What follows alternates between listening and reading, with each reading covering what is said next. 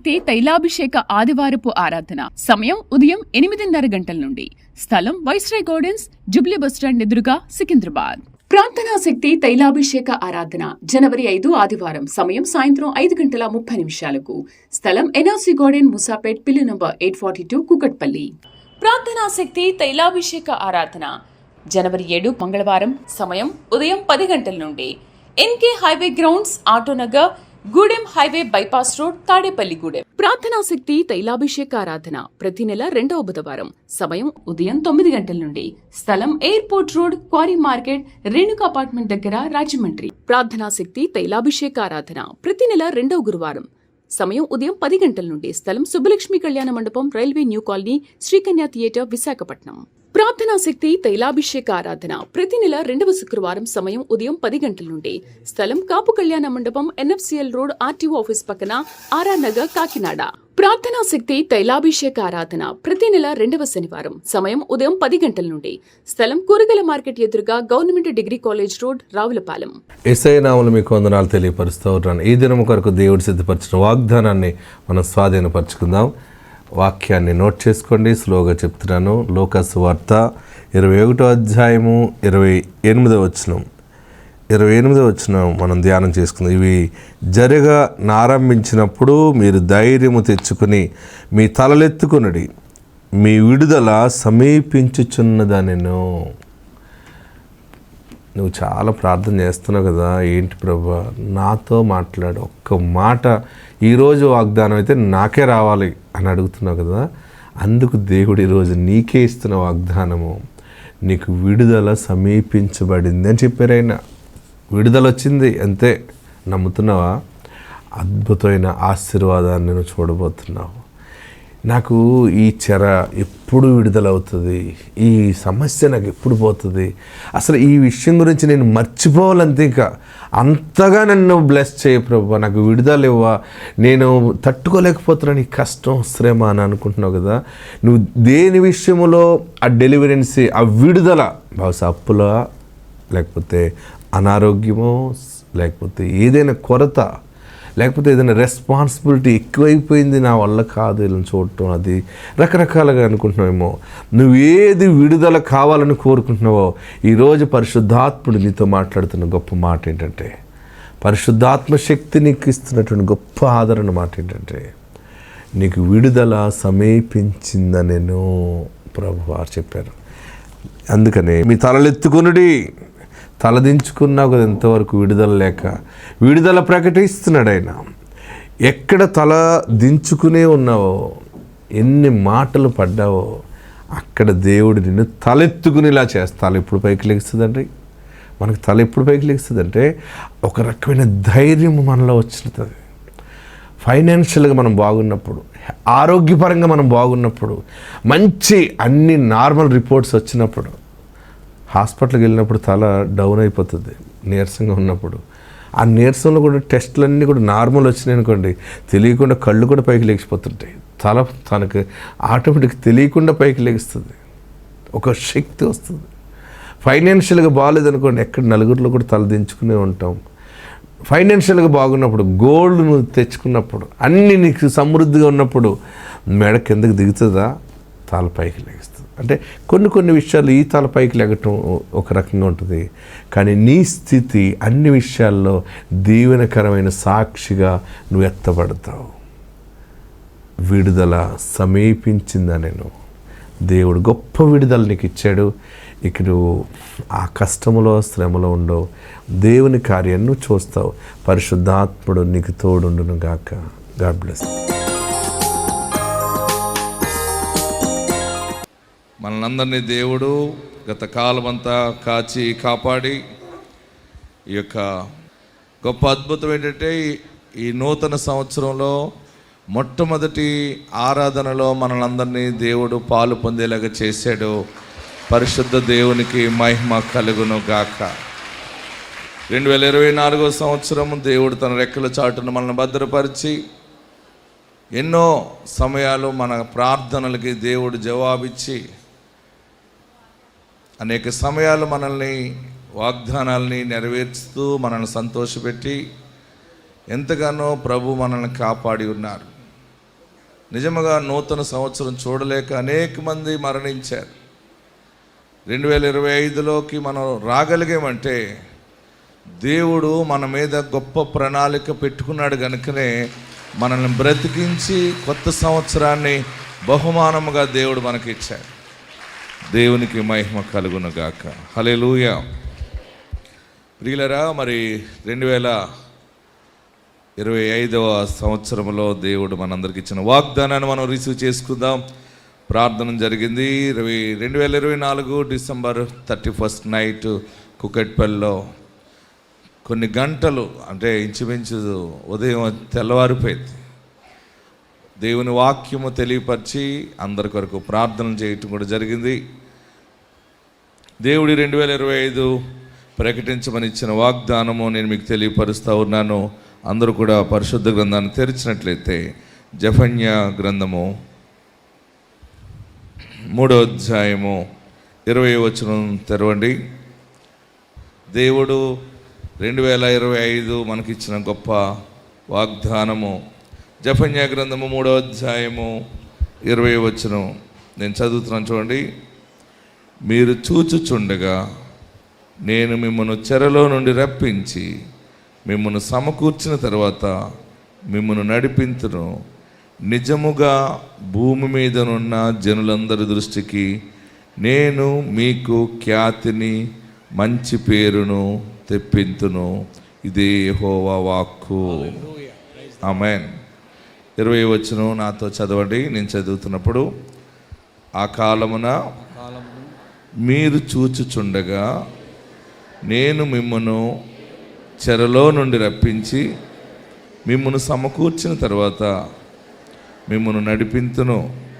నిజముగా, అక్కడ ఏమన్నాడు? నిజముగా భూమి మీదనున్న జనులందరి దృష్టికి నేను మీకు ఖ్యాతిని, మంచి పేరును తెప్పింతును. ఇదే యెహోవా వాక్కు. 2024లో మనం ప్రార్థన చేసాం, దేవుడు సన్నిధిలో ఉపవాసం ఉన్నాం, సంఘం అంతా ప్రార్థన చేస్తే పరలోకము నుండి దేవుడు ప్రకటించమని ఇచ్చినటువంటి వాగ్దానము ఇది మనందరి జీవితంలో దేవుడు నెరవేర్చబోతూ ఉన్నాడు. ఈ వాగ్దాన వాక్యాన్ని నేను ఎలాగ చూసుకున్నానంటే, ప్రార్థన చేస్తే దేవుడు నాకు ఒక ప్లాన్ ఇచ్చాడనమాట. దీన్ని ఎట్లాగా నెరవేరుతుంది ఏంటిది అనుకున్నప్పుడు, మీరు చూచుచుండగా నేను మిమ్మల్ని చెరలో నుండి రప్పించి మిమ్మల్ని సమకూర్చి తర్వాత మిమ్మల్ని నడిపించును. ఇందులో బలమైనటువంటి మాటలు 3 కనబడుతూ ఉన్నాయి. ఏంటంటే, ఫస్ట్ అండర్లైన్ చేసుకోండి. మీరు చూచుచుండగా చెరలో నుండి మిమ్మల్ని రప్పించి మిమ్మల్ని సమకూరుస్తాను, సమకూర్చి మిమ్మల్ని నడిపించును. నిజముగా భూమి మీదనున్న జనులందరి దృష్టికి నేను మీకు ఖ్యాతిని, మంచి తెప్పించును. అంటే 3 భాగాలుగా దేవుడు దీనిని మనకి చూపిస్తూ ఉన్నారు. 2025వ సంవత్సరంలో 12 మాసములు ఉన్నాయి. 12 మాసములో మొదటి 4 మాసములో ఒక మాటను దేవుడు మన పట్ల రుజువుపరిచి నెరవేర్చబోతూ ఉన్నాడు. ఫస్ట్ ఉన్నటువంటి 4 నెలలు జనవరి, ఫిబ్రవరి, మార్చ్, ఏప్రిల్. ఈ 4 నెలల్లో జరిగేటువంటి కార్యములు పరిశుద్ధాత్ముడు నాకు ఇచ్చినటువంటి బయలుపరిచినది నేను మీకు తెలియపరుస్తున్నాను. మీరు చూస్తూ ఉండగా చెరలో నుండి మిమ్మల్ని దేవుడు రప్పించటం, అంటే బంధకముల నుండి దేవుడు నిన్ను విడుదల పరుస్తాడు. ఏ భయంకరమైన బంధకములో ఉన్నావో, చెదిరిపోయిన నీ జీవితాన్ని ఆయన సమకూర్చుతాడు. అద్భుతమైనటువంటి మాట. మీరు అడుగుతున్నారు కదా, ప్రభువా ఈ బంధకములో నుండి మమ్మల్ని తప్పించు. ఈ బంధకము, నేను గాఢాంధకారపు లోయలో ఉన్నాను, లేకపోతే నా భర్త పాపములో ఉన్నాడు, నా భార్య పాపములో ఉంది, మా కుటుంబంలో రక్షణ లేదు, మేము అప్పులనే బంధకములో ఉన్నాము, మేము రోగం అనే బంధకములో ఉన్నాము, ఎక్కడికి వెళ్ళినా ఈ హాస్పిటల్ కాదని ఆయా హాస్పిటల్, ఈ వైద్యులు కాదు ఆ వైద్యులని తిరుగుతున్నాను, నా కష్టార్జితం అంతా కూడా హాస్పిటల్ పాలైపోతుంది, ఈ బంధకములోనే మమ్మల్ని తప్పించని అడుగుతున్నావు కదా. అప్పుల నుండి బంధకము, శత్రుత్వం నుండి బంధకము, ఈ అప్పులు తీరిపోతే చాలు, నేనేమి సంపాదించిన అవసరం లేదు, ఈ దరిద్రం పోతే చాలని ఏడుస్తున్నావు కదా, దేవుడు ఈ దినమునే ప్రకటన చేస్తూ ఉన్నాడు. అద్భుతమైనటువంటి డెలివరెన్సీ, ఒక రకమైనటువంటి విడుదల దేవుడు ఇవ్వబోతూ ఉన్నాడు. ఏ బంధకముల నుండి నువ్వు రాలేకపోతున్నావో, ఎన్నో ప్రయత్నాలు చేసి ఇంకా బయటికి రావాలని చెప్పి ఇంకా సమస్యను ఎక్కువ పెద్దది చేసుకుంటున్నావు కదా, నాకెవరున్నారు, నాకెవరు లేరు అనుకుంటున్నావేమో. నిన్ను నడిపించటానికి, విడిపించటానికి నజరేయుడైన యేసు అనే దైవ కుమారుడు ఒకడు ఉన్నాడు. ఆమేన్, హల్లెలూయా. మీరు నమ్మగలిగితే ఈ జనవరి, ఫిబ్రవరి, మార్చ్, ఏప్రిల్ 4 మాసములలో మీ కుటుంబములలో దేవుడు ప్రతి దినము కృపను వెల్లడిపరుస్తూ చెర నుండి విడుదల. అందరూ చేతులు పైకెత్తి నమ్మగలిగితే గట్టిగా చప్పట్లు కొట్టి యేసు నామములో చప్పట్లు కొట్టండి, ప్రభుని స్తుతించండి. చెర నుండి విడుదల, దరిద్రము నుండి విడుదల, చీకటి బంధకము నుండి విడుదల, అన్ని విషయాల్లో విడుదల దేవుడు దయచేస్తాడు. మీరు చెప్పండి, ఇప్పుడు మొదటి ఆశీర్వాదం ఏంటి ఈ సంవత్సరం? అందరూ గట్టిగా చెప్పాలి. చెర నుండి విడుదల అయిన తర్వాత ఏమొస్తుందంటే స్వాతంత్ర్యం వస్తుంది. చెరలో ఉన్నప్పుడు ఆ 4 గోడల మధ్య ఉంటావు, తెల్లారు లెగిస్తే కళ్ళు తెరిస్తే నీకు ఆ 4 గోడలు బంధకమే కనబడుతుంది. విడుదలైన తర్వాత నువ్వు పాడి పంటలను చూస్తావు, కొత్త మనుషులను చూస్తావు, సంతోషంగా బ్రతుకుతావు, నువ్వు ఏది తినాలంటే అది తింటావు, ఎక్కడికి వెళ్ళాలంటే అక్కడికి వెళ్తావు. పరిపూర్ణమైనటువంటి స్వాతంత్ర్యము. మరి యేసయ్య నీ జీవితంలో ఇచ్చే గొప్ప బహుమానం ఏంటంటే, మన పంచాంగం ఎలా ఉంటుందంటే శిక్షించేది కాదు. హల్లెలూయా. ఇంకెక్కడికి వెళ్ళి మనం ఏదో మొలగవలసిన పని లేదు, ఏదో పైకెక్కిన అవసరం పని లేదు. నీ హృదయంలో యేసుని దేవుడిగా స్వీకరిస్తే అన్నీ ఆయన చూసుకుంటాడు. యేసు దేవుడని ఒప్పుకుంటే చాలు, నీవు రక్షించబడతావు. మరి మీకు ఎంత గొప్ప వాగ్దానమో దేవుడు ప్రకటిస్తున్నాడో చూడండి. చెర నుండి విడుదల. పైగా చెర నుండి విడుదల అంటే నువ్వు వెళ్ళిపోయాక కాదు, ఎప్పుడు నా భర్త, నేను, నా కుటుంబం, నా పిల్లలు బాగుపడతారు, నేను వెళ్ళిపోయాక ఎప్పుడొకప్పుడు దేవుడు దీవిస్తాడులే అనుకుంటున్నావేమో. నో నో నో నో, నీవు చూస్తూ ఉండగానే. ఆమేన్. నా ప్రియ సహోదరరా, మీరు చూస్తూ ఉండగా దేవుని కార్యము జరుగుతుంది. నీ విశ్వాసము బలముగా ఈ క్షణమే ఉంటే, ఈ క్షణము నుండే ఆ దీవెన చెర నుండి విడుదల నువ్వు చూస్తావు. ఆమేన్. బంధకాలు, తాకట్లో ఉన్న వస్తువులు, నా గొలుసు ఎప్పుడు వస్తుందో, నా ఇల్లు ఎప్పుడు అవుతుందో, నా ఇల్లు ఎప్పుడు విడుదలవుతుందో, బ్యాంకులోనే ఎప్పుడు పోతుందేమో, అది పోతుందేమో అనుకుంటున్నావేమో. నిన్ను పరిపూర్ణముగా విడుదల చేస్తాడు. నీ నోటి నుండి యేసయ్య నామాన్ని ఒప్పుకో, ఆయన నామాన్ని హృదయంలో చేర్చుకుంటే చాలు, గొప్ప డెలివరెన్సీ నీ జీవితంలో కలుగుతుంది. రెండవది, తర్వాత ఇంకెన్ని నెలలు ఉన్నాయి? 8 నెలలు ఉన్నాయి. 5వ నెల ఏంటి? మే. అందరు చెప్పండి. మే, జూన్, జూలై, ఆగస్ట్. ఆగస్టులో ఏంటంటే సమకూర్చబడతారు మీరు. ఆమేన్. ఏమవుతుంది? సమకూర్చబడి నడిపించబడతారనమాట. అంటే చెదిరిపోయిన నీ స్థితి, నీ కుటుంబము, నీ ఆత్మీయ స్థితి, భౌతిక స్థితి ఇంతవరకు చెట్టుకొకరు పుట్టుకొకరు అన్నట్టు అయిపోయింది కదా. నీ జీవితం అంతా కూడా చెదిరిపోయింది, నీ మనసు చెదిరిపోయింది. పరిశుద్ధాత్మ దేవుడు నీ ఇంట్లో చేసే గొప్ప కార్యం ఏంటంటే నిన్ను మొట్టమొదటిగా సమకూర్చటంతాడు. పోయిన బంధాలు మళ్ళీ సమకూర్చబడతాయి, తెగిపోయిన బంధాలు మళ్ళీ దీవెనకరముగా సమకూర్చబడి ఒక రకమైనటువంటి లీడింగ్, నడిపింపు, ఇడిపోయిన కుటుంబాలు మళ్ళీ కలిసి ముందుకు నడిపించబడతాయి. ఇది దేవుని కార్యం. ఇది ఆమేన్. ఎవరి కార్యం ఇది? పోయిన బంధము తిరిగి నడాలంటే అది ఈ లోకములో ఎవరి వల్ల కాదు, ఏ పెద్ద మనుషుల వల్ల జరగదు. దేవుడు మనసు మార్చాడు అనుకోండి, ఒక్క క్షణంలో మారిపోతుంది. హల్లెలూయా, హల్లెలూయా. మే, జూన్, జూలై, ఆగస్ట్ ఈ 4 నెలల్లో సమకూర్చబడటం, తర్వాత నడిపించబడటం. మొన్న ఒక గొప్ప సాక్ష్యం ఏంటంటే, ఆ పెళ్ళికొడుకు భర్త అన్నాడట భార్యని, నీ ఇంటికి నేను ఇదే లాస్ట్ అన్నాడట. అంతకుముందు ఇంకా నీకు విడాకులు ఇచ్చేస్తున్నాను, నేను డిసైడ్ అయిపోయాను, మా అమ్మ డిసైడ్ అయిపోయింది, కోర్టు నోటీస్ నీకు వస్తుంది. ఆ పిల్ల నా భార్య అన్నదట, నేనేం పాపం చేశాను, నేనేం తప్పు చేశాను చెప్పు, నీకేం తక్కువ పెట్టింది మా అమ్మ, మెడలో చైన్ పెట్టింది, చేతికి ఉంగరం పెట్టింది, ఈ మధ్య ఒక బుల్లెట్ కూడా కొన్నది కదా నీకంటే, అవన్నీ నాకు వద్దు, అవన్నీ మీకే ఇచ్చేస్తాను, నాకు వద్దు. అదే ఏం తప్పు చేసామో కారణం చెప్పు. నీవు మగపిల్లోడిని కంటలేదు. ఏంటి కారణం? ముందు ఒక ఆడపిల్ల పుట్టింది, అప్పుడే నేను సీరియస్గా చెప్పాను నీకు మగపిల్లోడు పుట్టకపోతే వద్దని. రెండోసారి కూడా మళ్ళీ ఆ గర్భం వచ్చింది, మళ్ళీ రెండోసారి ఆడపిల్లని కన్నావు. ఇప్పుడు మా అమ్మ చెప్పింది ఇంకో పెళ్లి చేసుకోరా, దాన్ని వదిలేరా అని చెప్పింది, కనుక ఇంక నిన్ను వదిలేస్తున్నాను. అయిపోయింది, ఏడ్చింది పిల్ల. అలాగా 3 నెలలు 4 నెలలు రావటం మానేశాడు, వదిలేశాడు, అయిపోయింది. అందరికి చెప్పేశాడు, లాయర్ని అప్రోచ్ అయ్యాడు, నోటీస్ పంపించడం జరిగింది. ఈ అమ్మాయికి ఏం చేయాలో అర్థం కాక తైలాభిషేక ప్రార్థన పరిగెత్తుకుంటూ వచ్చింది. ఆమె హల్లెలూయా. ఎక్కడికి వచ్చింది? తైలాభిషేక ప్రార్థనకు వచ్చి నాతో డైరెక్ట్గా చెప్తుంది, మా ఆయన వదిలేస్తా అన్నాడు పాస్టర్ గారు, రావట్లేదండి, చాలా మూర్ఖంగా ఉన్నాడు, పెద్దలందరూ వెళ్ళి మాట్లాడితే తేల్చి చెప్పేశారు తల్లి కొడుకుని. నేనన్నాను, ఈ పోయింది కదా నీది బంధం, పోయిందండి. మరి యేసు ప్రభువుకు నువ్వు చోటిస్తావా?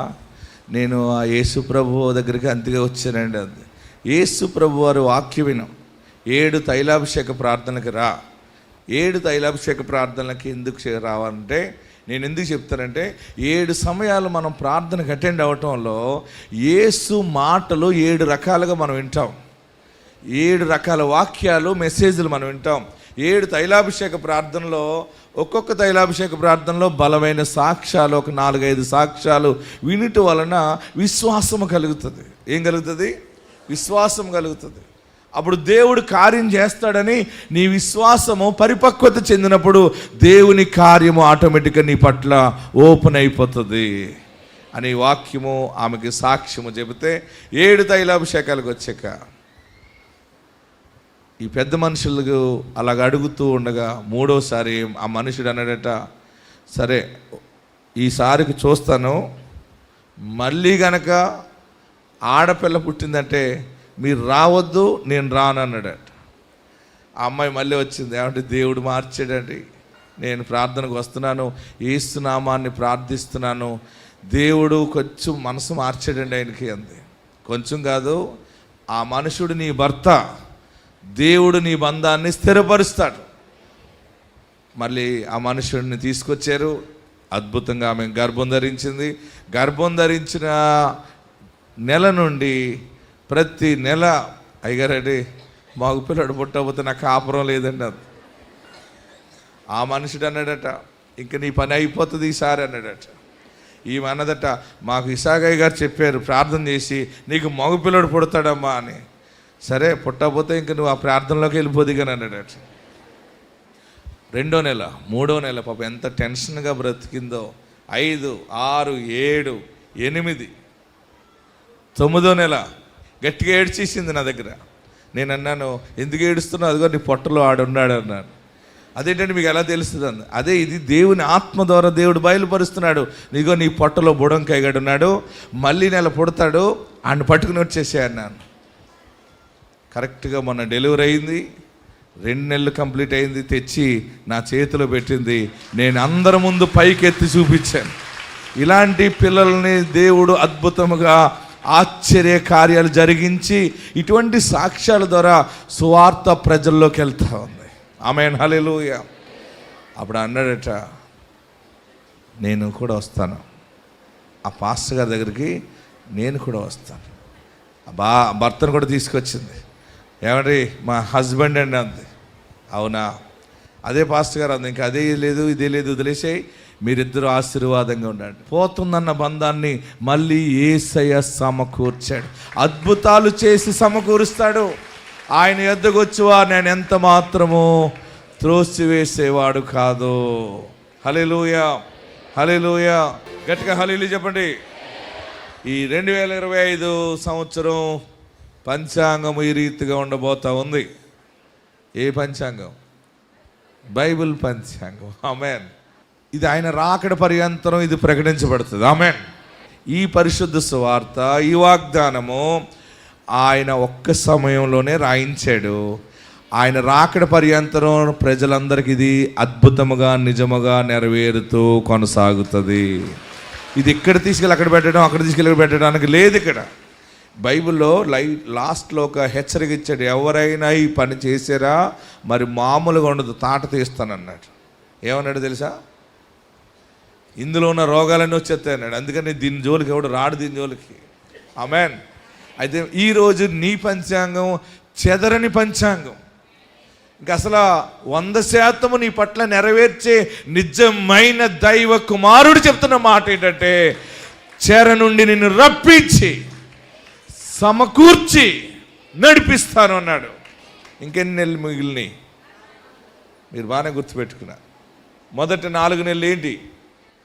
చెర నుండి విడుదల. తర్వాత 4 నెలలు ఏంటి? సమకూర్చబడుట, నడిపించబడుట. వ్యాపారాలు నడుస్తాయి, వ్యవసాయాలు నడుస్తాయి, పాడి పంటల అభివృద్ధిగా ముందుకెళ్తావు, రక్షణ సాక్ష్యాన్ని కాపాడుకుని ముందుకెళ్తావు. అన్ని విషయాల్లో నీ నడక ఆగకుండా సాగుతుంది. ఒక షెకీనా వలె ఆయన నిన్ను నడిపిస్తాడంతే. 2025 గుర్తుపెట్టుకోండి, ఎవరికి నాశనం ఉండదు. క్రీస్తును కలిగిన ప్రతి కుటుంబము జీవవృక్షం వలె ఫలిస్తారు. ఎన్ని నెలలు అయినప్పటికీ జనవరి, ఫిబ్రవరి, మార్చ్, ఏప్రిల్ చెర నుండి విడుదల. తర్వాత మే, జూన్, జూలై, ఆగస్ట్ సమకూర్చబడుట, నడిపించబడుట. చెదిరిపోయిన వారు, చెదిరిపోయిన ప్రేమలు, బంధాలు, బాంధవ్యాలు అన్నీ సమకూర్చబడతాయి. యేసుని నమ్మిన కుటుంబాలు ఎలా ఉంటాయంటే చాలా నెమ్మదిగా ఉంటాయి అన్నమాట. నీరు పెట్టిన తోటలాగా ఉంటాయి. యేసయ్యకి చోటిస్తే కృప విస్తరిస్తుంది. ఈ దినము దేవుడు నీకు ఇచ్చిన వాగ్దానము, ఈ సంవత్సర వాగ్దానము, ఒక ప్రవక్తగా దేవుడు నా నుండి ప్రకటించమని చెప్పిన మాట నేను ప్రకటిస్తున్నాను. వర్తమానం మీకు అందజేస్తున్నాడు. అయినా సమకూర్చబడటం, ఆగిపోయిన పనులు ముందుకి కొనసాగటం అనమాట. నడిపింపు, లీడింగ్ జరుగుతుంది. సగంలో ఆగిపోయినాయేమో నీ పనులన్నీ ముందుకి కొనసాగుతాయి. తర్వాత నెల ఏంటి? September, October, November, December. ఏముందో తెలుసా అక్కడ? మరి మామూలుగా లేదు. చూడండి ఏమన్నాడు అక్కడ. నిజముగా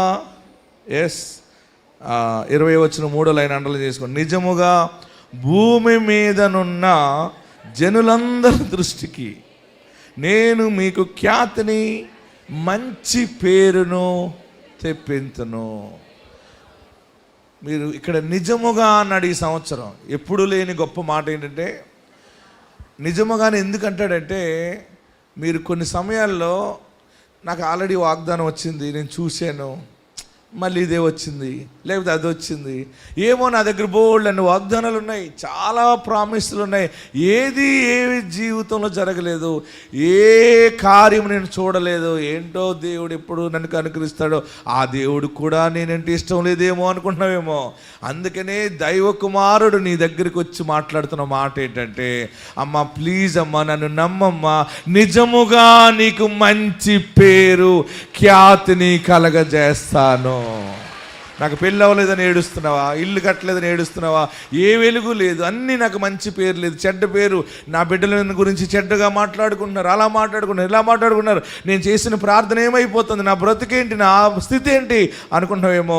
దైవమే నీతో మాట్లాడుతున్నది ఏంటంటే, ప్లీజ్ నిజముగా నేను అబద్ధికుడిని కాను. ఆమెన్. పరిశుద్ధ ప్రవక్త సమూయేలు అంటాడు, ఇశ్రాయేలీలతో ఒక విషయాన్ని సందర్భంలో మాట్లాడుతూ అంటాడు, ఇశ్రాయేలీలకు ఆధారమైన వాడు నరుడు కాడు. ఆమేన్. ఆయన అబద్ధికుడు కాడు. అందరు కూడా లేచి నిలబడండి. సంవత్సరాలన్నీ ఎప్పుడు ఇలాగుంటాయి. మనం మారితే సంవత్సరం మారిపోద్ది అనమాట. మన హృదయం మారితే 12 మాసాలు మారిపోతాయి. నీ జీవితంలో నీ మనసు మార్చుకున్నావా, సంవత్సరం అంతా కూడా జీవవృక్షంగా మారిపోతుంది. ప్రతి సంవత్సరం అలాగే ఉంది. ఏదో ఈ సంవత్సరం మారుతుంది, ఈ నెల మారుతుంది, ఏదో ఒక రోజు మంచి జరుగుతుందని అనుకుంటే ఇంకా ఎక్కువ కష్టాలు వస్తున్నాయి. నా వల్ల కాదు, నేను చనిపోతానని అనుకుంటున్నావా? యేసు నీ పక్షముగా ఉన్నాడు. యేసు నిన్ను ప్రేమిస్తున్నాడు.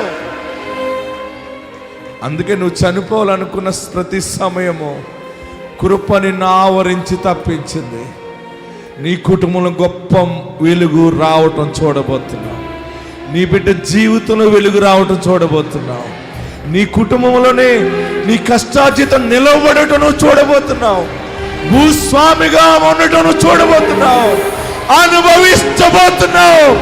స్వాధీనపరుచుకుంటావు. రక్షణ సమీపముగా ఉందని చూస్తున్నావు.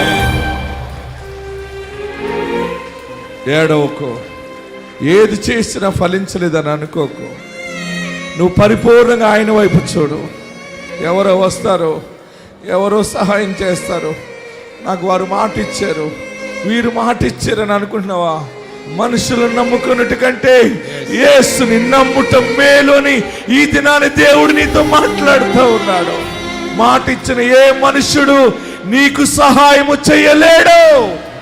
నజరేయుడైన యేసు నీకు సహాయకుడు, నీకు పోషకుడు, నీకు స్నేహితుడు, నీకు ఆదరణ ఇచ్చేవాడు, మార్గము చూపు వాడై ఉన్నాడు.